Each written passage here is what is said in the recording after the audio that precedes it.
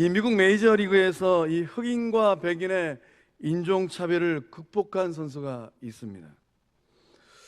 어떤 선수일까요? 제키 로빈슨이라는 선수입니다.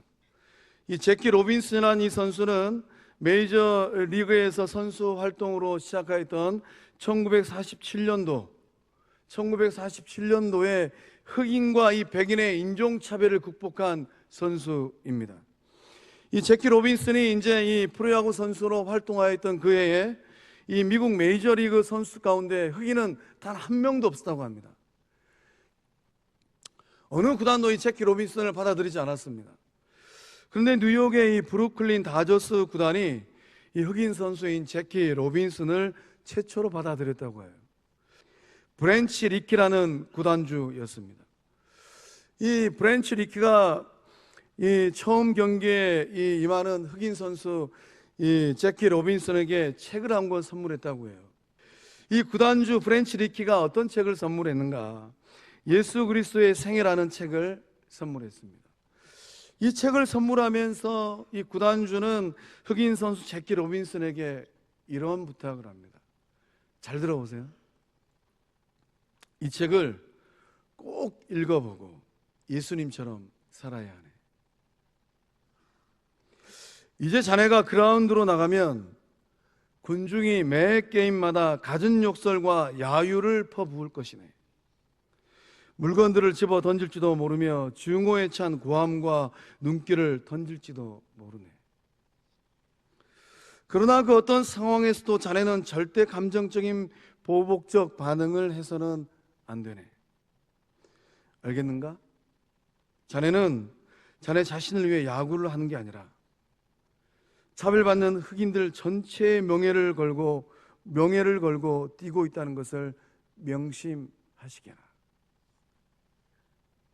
이렇게 권면했다라는 거예요. 저는 말씀을 준비하면서 이 땅에 오신 예수님이 생각이 났어요. 하늘 보좌를 버리고 이 땅 가운데 오신 예수님, 하늘 아버지께서 아들 예수님 이 땅 가운데 보내실 때 뭐라고 말씀하셨을까?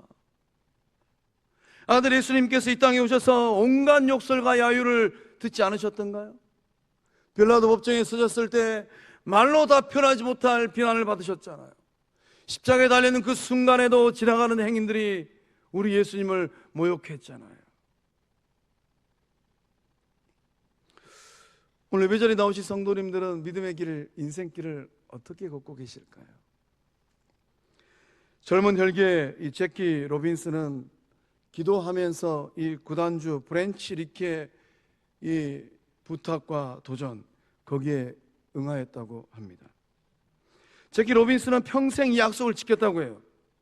제키 로빈슨은 차별과 욕설과 고통 가운데서도 타석에 서서 배팅을 하고 주루 플레이라는 그 순간순간들마다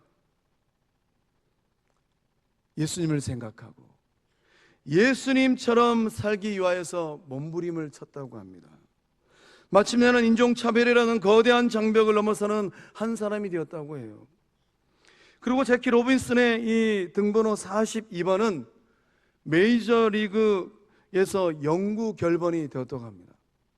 아무리 유능한 선수라 하더라도 이 42번을 등번호로 달 수가 없어요. 제키 로빈슨은 좋을 때나 힘들 때나 예수님 생각하고 경기를 하였다고 합니다. 그리고 원대한 꿈을 이루어냈습니다. 흑인들에 대한 인종차별, 그 거대한 장벽을 무너뜨리는데 귀하게 쓰임받는 한 사람이 되었다고 합니다. 세상 따라가다 보면 언젠가는 대가 지불합니다.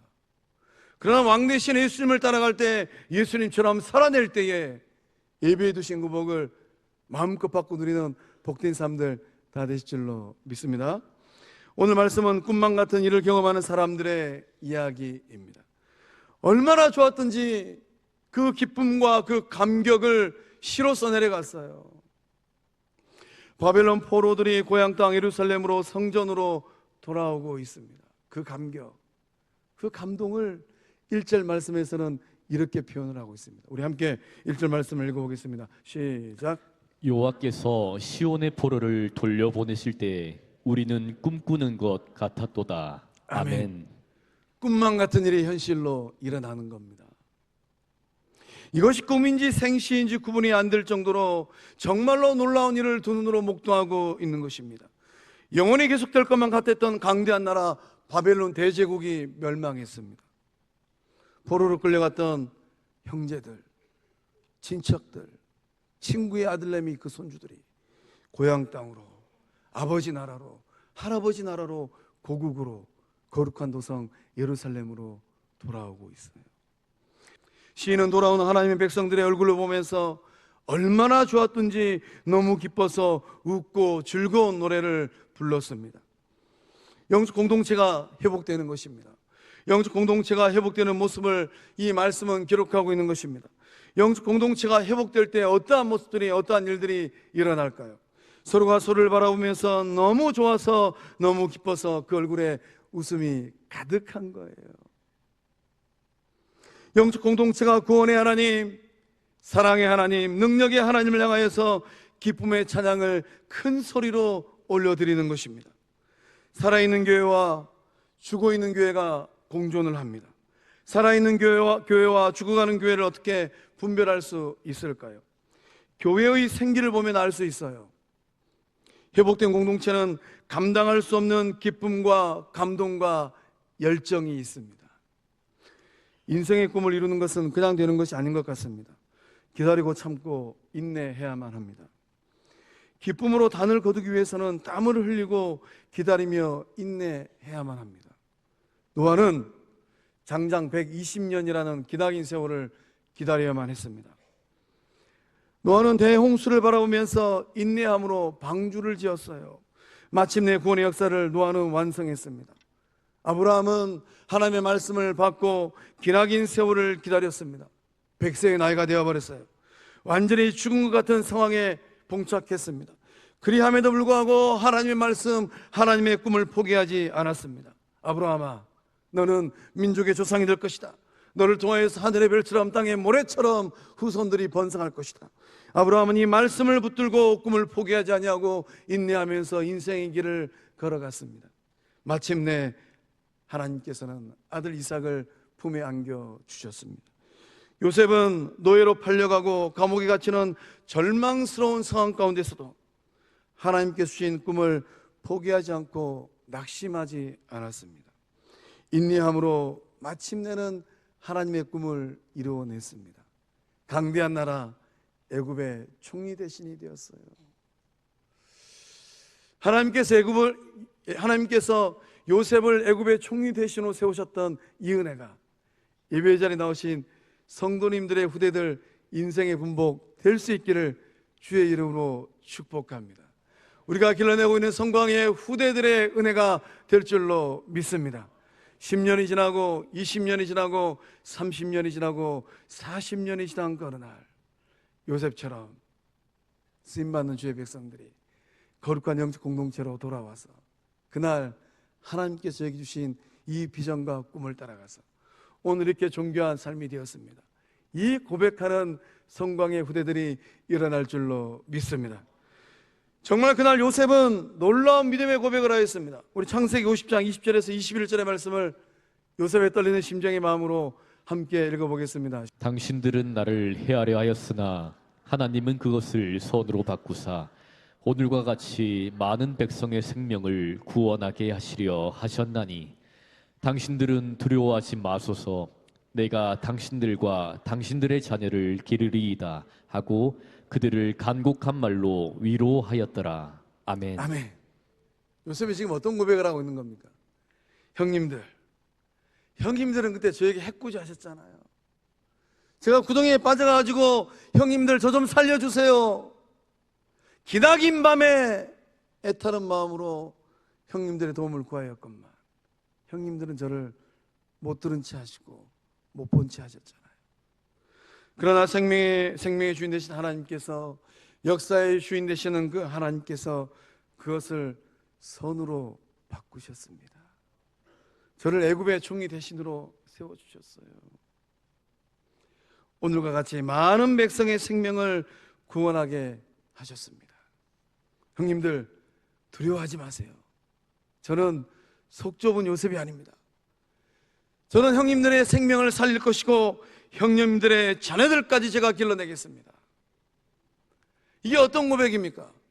우리가 거룩한 미성왕 공동체 예수 가족으로 믿음의 길을 걸어가면서 내 속으로 낳은 자식이든 내 속으로 낳지 않는 자식이든 이 자식도 내 자식이고 저 자식도 내 자식이구나, 이렇게 넓은 마음으로 안아주고 품어주고 축복하고 지지하는 것입니다.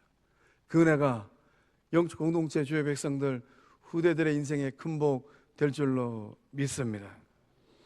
오늘을 살아가는 우리도 마찬가지입니다. 기쁨으로 인생의 열매를 거두기 위해서는 하나님께 주신 큰 꿈을 꾸고 마음에 품어야 됩니다. 이 꿈을 꾸는데 돈 안 들어요. 꿈을 좀 큰 꿈을 꾸세요. 인내함으로 정진해야만 합니다. 비록 현실적으로 실현 불가능한 일이라 할지라도 꿈꾸고 생각하고 고백하고 선포할 때에 생명의 주인 되시고 역사의 주인 되신 하나님께서 열매 맺는 은혜를 경험하실 줄로 믿습니다. 누군가는 꿈을 꾸어야만 합니다. 누군가는 하나님의 꿈을 마음에 품고 선포하고 도전해야만 합니다. 하나님의 때가 되면 노아의 방주가 만들어져요. 하나님의 때가 되면 이삭이 태어나고, 하나님의 때가 되면 요셉이 애굽의 총리 대신이 됩니다. 하나님의 때가 되면 이 바벨론 포로들이 예루살렘 성전으로 돌아오는 거예요. 하나님의 때가 되면 문영혼들이 예수님 품으로 돌아오는 구원의 역사함이 일어날 줄로 믿습니다. 그렇다면 성광교회가 품어야 될, 성광교회가 꿈꿔야 될 하나님의 꿈은 무엇일까요? 성광교회를 통하여서 영혼들이 돌아오는 것입니다. 영혼들이 하늘 아버지 품으로 돌아오는 것, 상처 입은 영혼들이 구주 예수님 품으로 돌아오는 것, 절망과 고통의 나락으로 떨어진 영혼들이 다시금 성령 충만함으로 형제와 믿음의 자매들 영적 공동체로 합류하는 것입니다. 이런저런 이유로 세상으로 나갔던 하나님의 자녀들이 다시 하늘 아버지 품으로 돌아오는 것입니다. 탕자가 아버지 품으로 돌아왔던 것처럼 그렇게 돌아오는 거예요. 누가복음 15장 32절의 말씀, 우리 거룩한 마음으로 함께 읽어보겠습니다. 시작.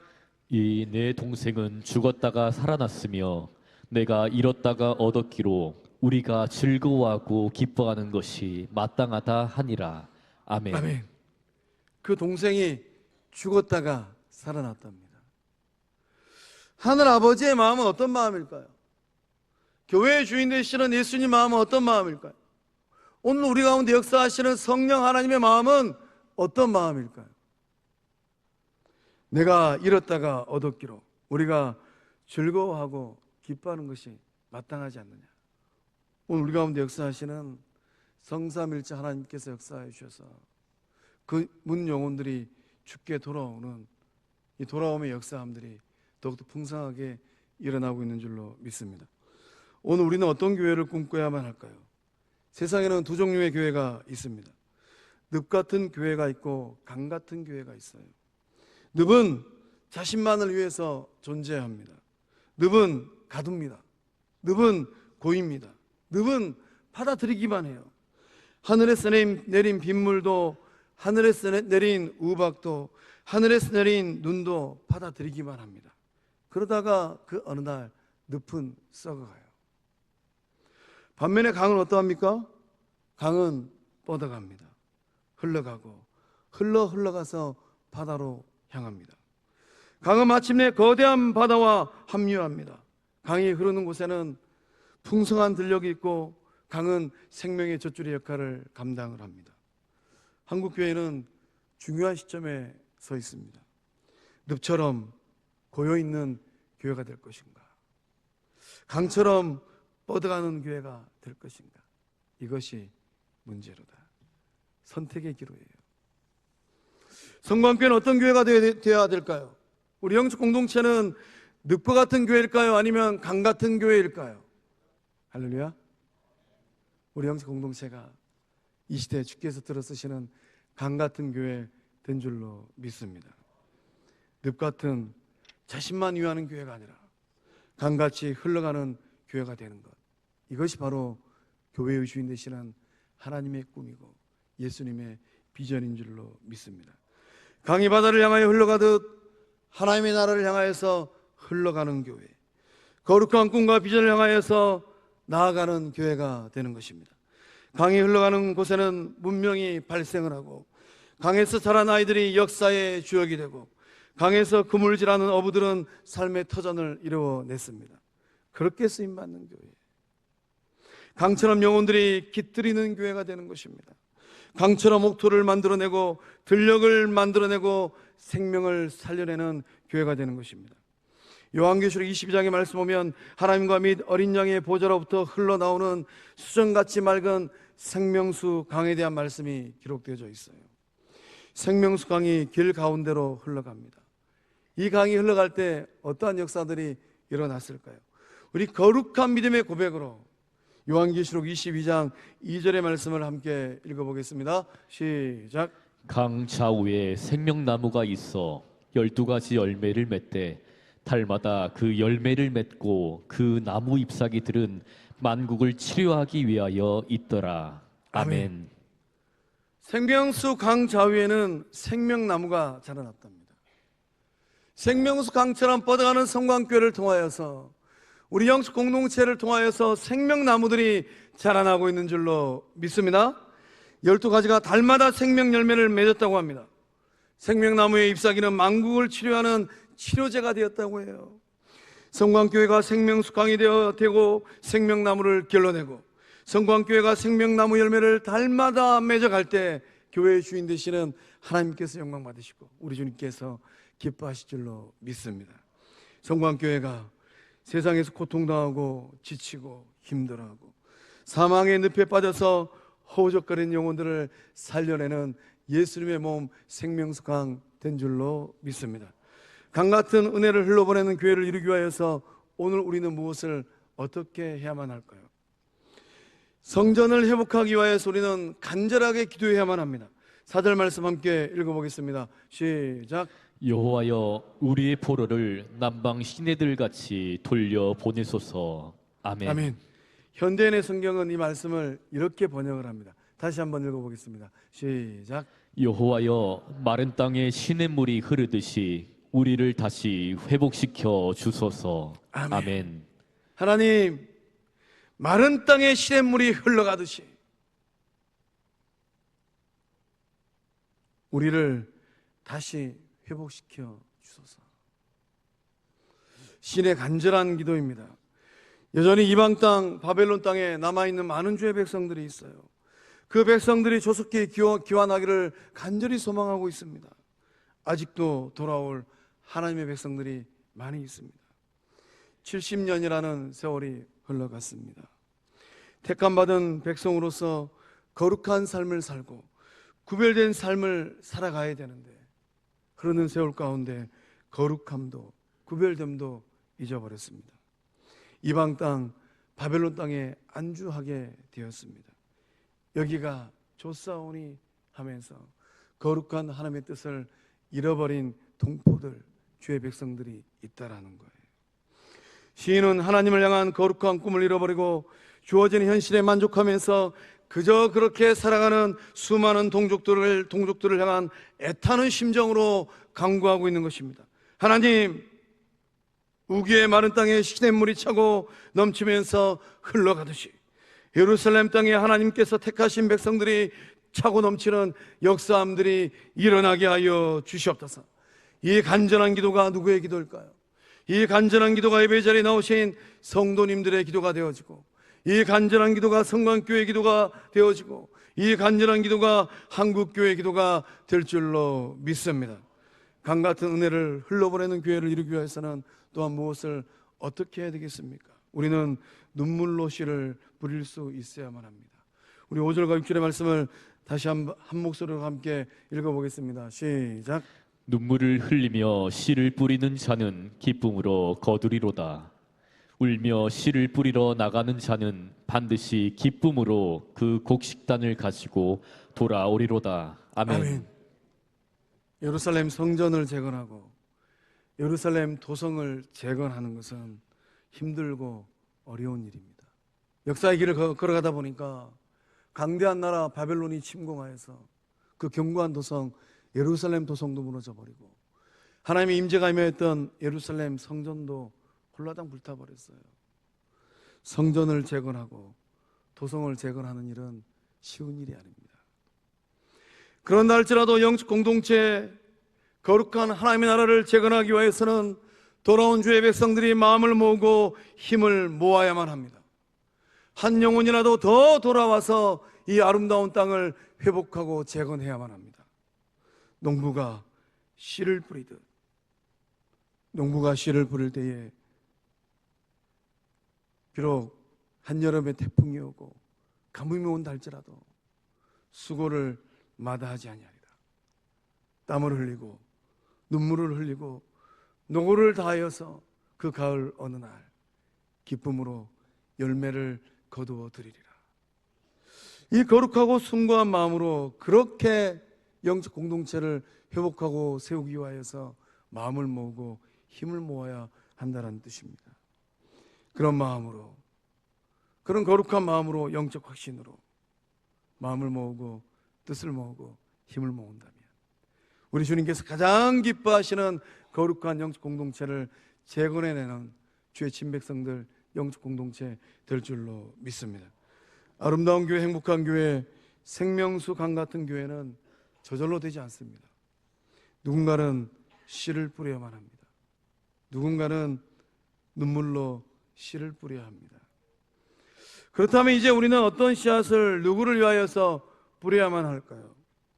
사랑의 씨앗을 예수님 생각해서 뿌리시고, 말씀의 씨앗을 예수님처럼 뿌리시고, 기도의 씨앗을 예수님 말씀 따라서 뿌리시고, 은혜의 씨앗을 예수님의 손이 되어서 뿌리고, 용서의 씨앗을 예수님 닮아가면서 뿌리고, 섬김의 씨앗을 그날 허리를 동이고 무릎을 꿇으셨던 예수님 닮아가면서 뿌리실 때에 놀라운 회복의 역사함이 영적 공동체에 일어날 줄로 믿습니다.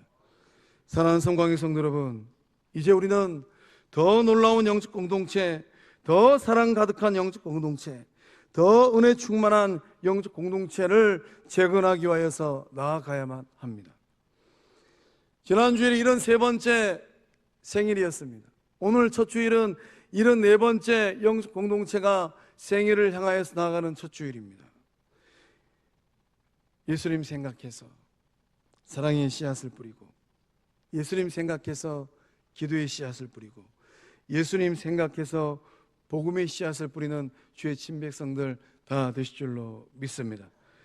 그렇게 씨를 뿌린다면 반드시 기쁨으로 생명의 열매를 거두어드리고, 반드시 기쁨으로 삶의 열매를 거두어드리고, 반드시 기쁨으로 소망의 열매를 거두어드리는 복된 교회, 거룩한 빛 성광교회 될 줄로 믿습니다. 기도하시겠습니다.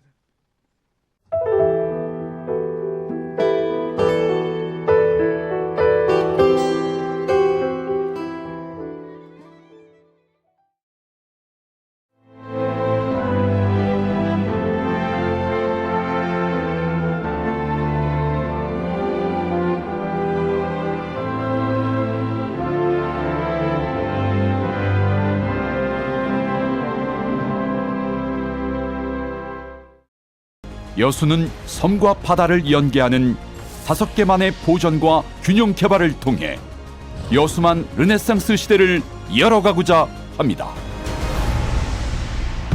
이제 여수의 새로운 미래, 여수만 르네상스가 실현됩니다. 누구보다 먼저, 누구보다 빠르게 미래를 준비해온 전라남도. 교육과 삶, 여행 같은 일상은 행복으로, 미래에 한 발 더 가까이 대한민국의 산업을 지탱하는 그 힘은 전라남도에 있습니다. 푸른 바다와 청정 자연, 한국의 깊은 숨결을 간직한 곳. 맛과 멋이 어우러진 전 세계인들의 축제의 장. 전라남도가 여러분을 기다립니다. 명품 관광도시 전남으로 오세요.